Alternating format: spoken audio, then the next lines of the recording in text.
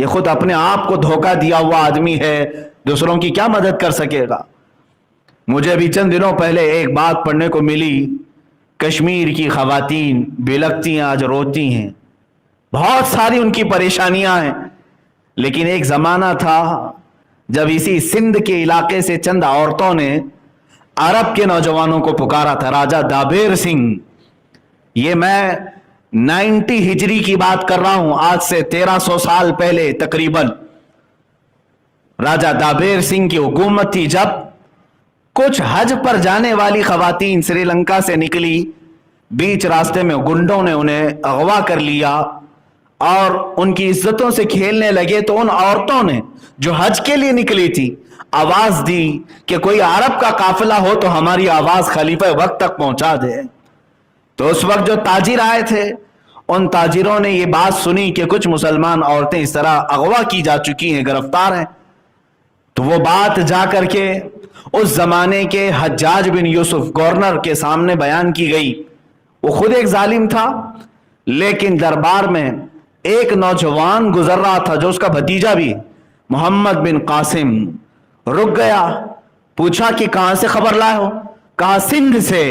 یہ ہند اور سندھ دو خطے تھے ہمارے، جو آج کٹ کر کے کچھ پاکستان میں چلا گیا، کچھ ہندوستان میں۔ سندھ سے ہم یہ خبر لے آئے ہیں، وہاں کچھ عورتوں کے ساتھ ظلم بربریت کا کھیل کھیلا جا رہا ہے۔ تو محمد بن قاسم نے عرب کی اس سرزمین سے آواز لگائی تھی، لبیک یا اختہ، اے میری بہن میں حاضر ہو رہا ہوں، میں آ رہا ہوں۔ اس وقت محمد بن قاسم نے وقت کے گورنر سے اجازت لی اور 10,000 نوجوانوں کا لشکر لے کر وہ سندھ پر حملہ آور ہوا۔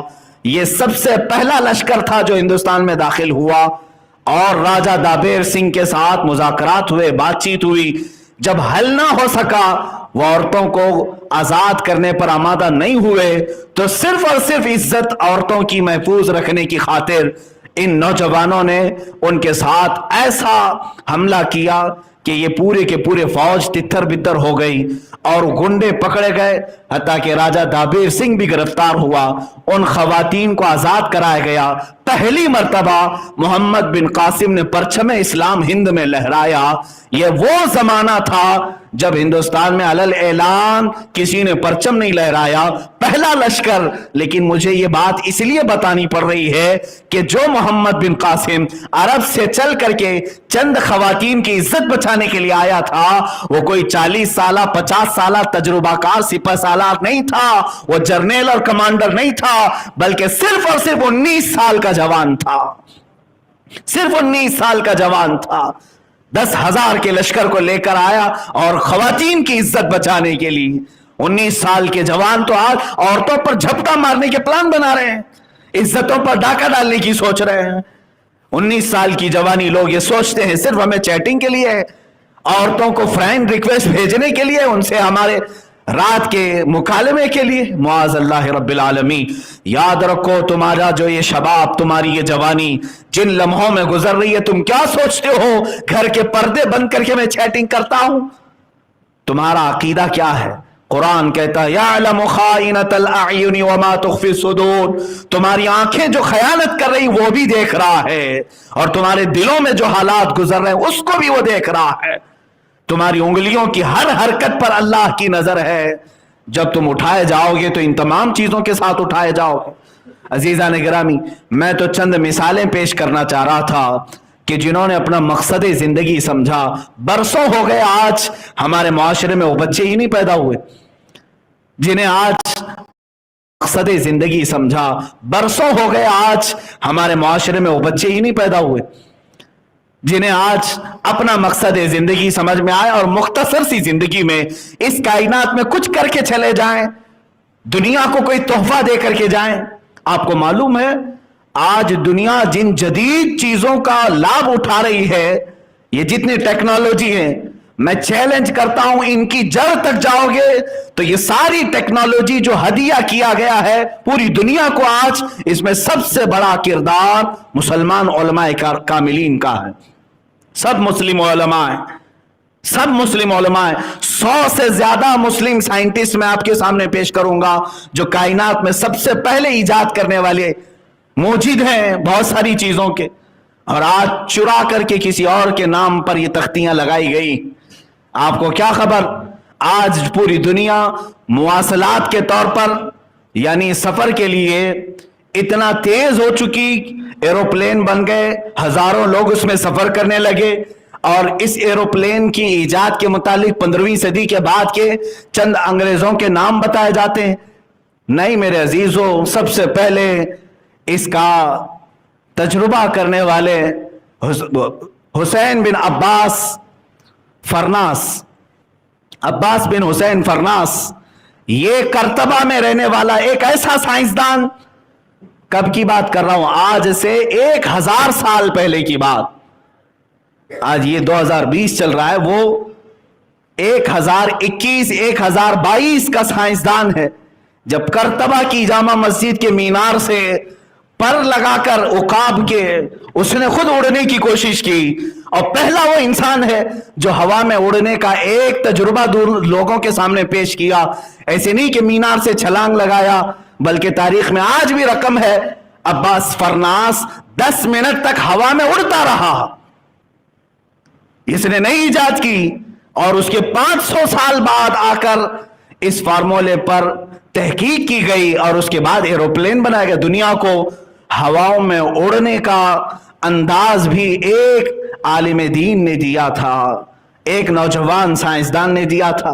ابن الہیثم کا نام سنا ہوگا آپ نے، سب سے پہلے بصریات کے علم پر کتابیں لکھنے والا وہ سائنسدان جس نے آنکھوں کے متعلق تمام تفصیلات درج کی، بلکہ دنیا میں سب سے پہلے کیمرے کا تصور دینے والا ابن الہیثم ہے کہ روشنی جتنے باریک حصے سے اندھیرے کمرے میں جائے گی، ایک کمرے سے کیمرہ بنایا گیا. ابن الہیثم کون ہے؟ ایک مسلم سائنسدان.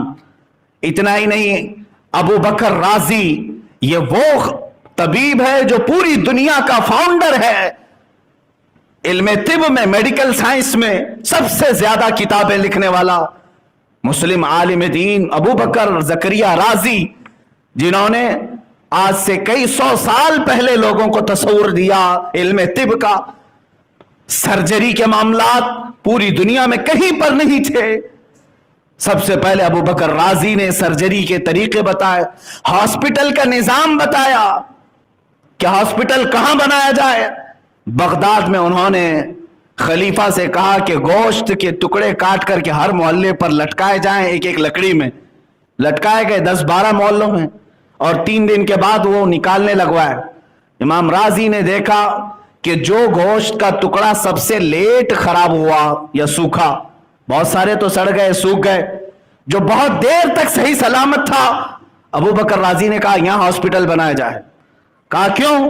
کہا یہاں کی آب و ہوا جسم کو جلدی خراب نہیں ہونے دیتی، مریض کو ایسی جگہ رکھا جائے جہاں کی آب و ہوا اس کے جسم کو سلامت رکھے.